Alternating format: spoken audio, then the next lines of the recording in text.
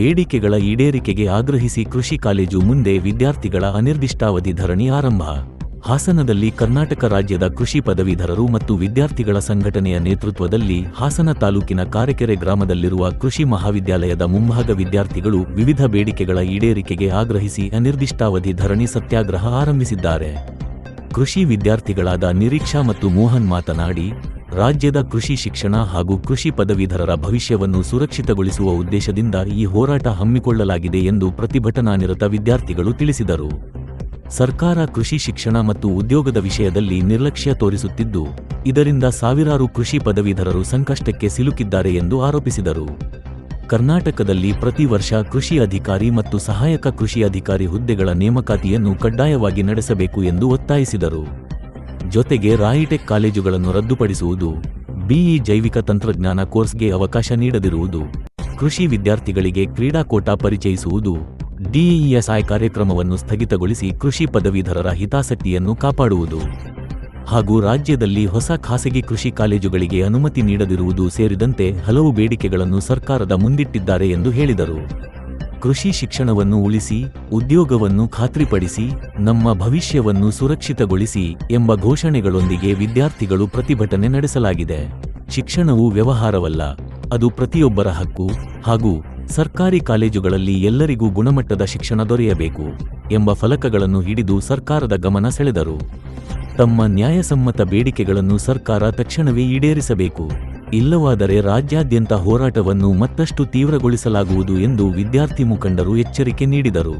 ಮಳೆ ಬರುತ್ತಿದ್ದರೂ ವಿದ್ಯಾರ್ಥಿಗಳು ಪ್ರತಿಭಟನೆಯಿಂದ ಹಿಂದೆ ಸರಿಯದೆ ಕಾಲೇಜು ಮುಖ್ಯ ದ್ವಾರದ ಗೇಟ್ ಮುಂದೆ ರಸ್ತೆ ಮೇಲೆ ಕುಳಿತು ತಮ್ಮ ಪ್ರತಿಭಟನಾ ಹೋರಾಟ ಮುಂದುವರೆಸಿದರು.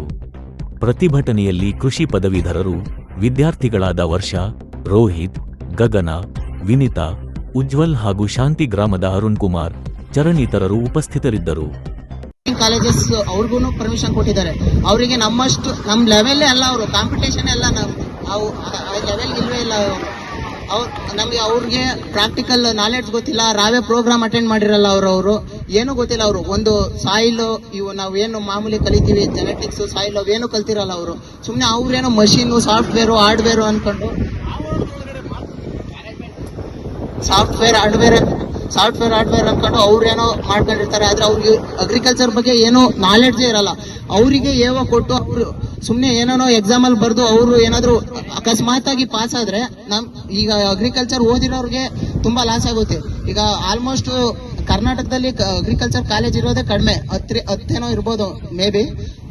ಅದಕ್ಕೆ ಆ ಸೀಟ್ ಸಿಗ್ಬೇಕಂದ್ರೆ ಎಷ್ಟು ಕಷ್ಟಪಟ್ಟಿರ್ತಾರೆ ಹುಡುಗರು. ಸೆಕೆಂಡ್ PU ಎಷ್ಟು ಓದಿರ್ತಾರೆ, ರಾತ್ರಿ ಹಗಲು ಅಂತಲೇ ಎಷ್ಟು ಅಗ್ರಿಕಲ್ಚರ್ ಪ್ರಾಕ್ಟಿಕಲ್ ಬರ್ದು ಪ್ರಾಕ್ಟಿಕಲ್ಗೆ ಅಂತಾನೆ ಕೋಚಿಂಗ್ ತಗೊಂಡು ಅಗ್ರಿಕಲ್ಚರ್ ಮಾಡಬೇಕು ಅಂತ ಪ್ಯಾಷನ್ ಇಂದ ಬಂದಿರ್ತಾರೆ. ಅವ್ರಿಗೆ ಮೊದಲೇ ಗೊತ್ತಿರುತ್ತೆ ಅಗ್ರಿಕಲ್ಚರ್ ಅಲ್ಲಿ ನಮಗೆ ಜಾಬ್ ಸಿಗಲ್ಲ ಅಂತ. ಆದ್ರೂ ಅವರು ಪ್ಯಾಷನ್ ಇಟ್ಕೊಂಡು ಬಂದು ಅಗ್ರಿಕಲ್ಚರ್ ಮಾಡ್ತಾರೆ. ಅದಕ್ಕೆ ಅವರಿಗೆ ಇವಾಗ ಒಂದೇ ಒಂದು ಅವರಿಗೆ ಕಾಂಪಿಟೇಟಿವ್ ಎಕ್ಸಾಮು, ಅವರಿಗೆ ಅವ್ರ ತಂದೆ ತಾಯಿ ಸಾಕೋಕೆ ಅವರಿಗೆ ಒಂದು ಗೌರ್ಮೆಂಟ್ ಜಾಬ್ ಸಿಗೋದು ಅಂತಂದ್ರೆ ಅದು ಮಾತ್ರನೇ. ಅದನ್ನೇ ಇವರು 2017ರಲ್ಲಿ ಅಂದ್ರೆ ಅಲ್ಲಿಗೆ ನೀವೇ ಥಿಂಕ್ ಮಾಡಿ, 9 ವರ್ಷ ಆಯ್ತು ಎಕ್ಸಾಮ್ ಬಿಟ್ಟು, ಇವಾಗ ಬಿಡ್ತಾವ್ರೆ. ನಮ್ಮ ಬೇಡಿಕೆ ಏನಂತಂದ್ರೆ ಪ್ರತಿ ವರ್ಷನೂ ಕಡಿಮೆ ಸೀಟ್ ಆಗ್ಲಿ, 100 ಸೀಟ್ ಆಗ್ಲಿ, 50 ಸೀಟ್ ಆಗ್ಲಿ, ಪ್ರತಿ ವರ್ಷನೂ ಎಕ್ಸಾಮ್ ನ ಕಂಡಕ್ಟ್ ಮಾಡ್ಲೇಬೇಕು ನೀವು. ಈಗ ಪ್ರತಿ ವರ್ಷ ಇವಾಗ ಆಲೇ ನಮ್ಮ ಸೀನಿಯರ್ಸ್ 2017ರಲ್ಲಿ ಪಾಸ್ ಔಟ್ ಆಗಿರೋರು ಇವಾಗ ಆಲ್ಮೋಸ್ಟ್ ಅವ್ರಿಗೆ ಅದ್ರ ಬಗ್ಗೆ ಇಂಟ್ರೆಸ್ಟ್ ಹೋಗಿರುತ್ತೆ. ಅಗ್ರಿಕಲ್ಚರ್ ಬಗ್ಗೆ ಅವ್ರು ಓದಿರೋದೆಲ್ಲ ಮರ್ತೋಗಿರ್ತಾರೆ. ಅವ್ರು ಆರಾಮಾಗಿ ಆಲೇ ಎಷ್ಟೋ ಜನ ಮಾಮೂಲಿ ಇಲ್ಲಿ ಇಂಡಸ್ಟ್ರಿಗೆ 15,000 ಸಂಬಳಕ್ಕೆ ಹೋಗಿ ಆರಾಮ್ ಮದುವೆ ಮಾಡ್ಕೊಂಡಿರ್ತಾರೆ. ಇವಾಗ ಅವ್ರು ಬಂದು ಬರೀರಿ ಅಂದ್ರೆ ಹೆಂಗಾಗುತ್ತೆ?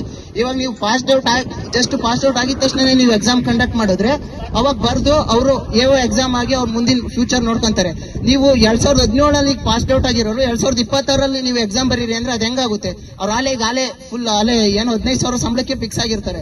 ನೀವು ಅದಕ್ಕೆ ಪ್ರತಿ ವರ್ಷ ಕಂಡಕ್ಟ್ ಮಾಡಬೇಕು. ಮತ್ತೆ BE ಇಂಜಿನಿಯರಿಂಗ್ ಅವ್ರಿಗೆಲ್ಲ ಇದು ಕ್ಯಾನ್ಸಲ್ ಮಾಡಬೇಕು. ಮೇನ್ ಪ್ರೈವೇಟೈಸೇಷನ್ ಆಫ್ ಅಗ್ರಿಕಲ್ಚರ್ ಅವ್ರಿಗೆ ಪರ್ಮಿಷನ್ ಕೊಡಬಾರ್ದು. ಏನೇನ್ ಗೌರ್ಮೆಂಟ್ ಕಾಲೇಜಸ್ ಅಲ್ಲಿ ಅಗ್ರಿಕಲ್ಚರ್ ಇದಾವೆ ಅವ್ರಿಗೆ ಮಾತ್ರ ಕೊಡ್ಬೇಕು.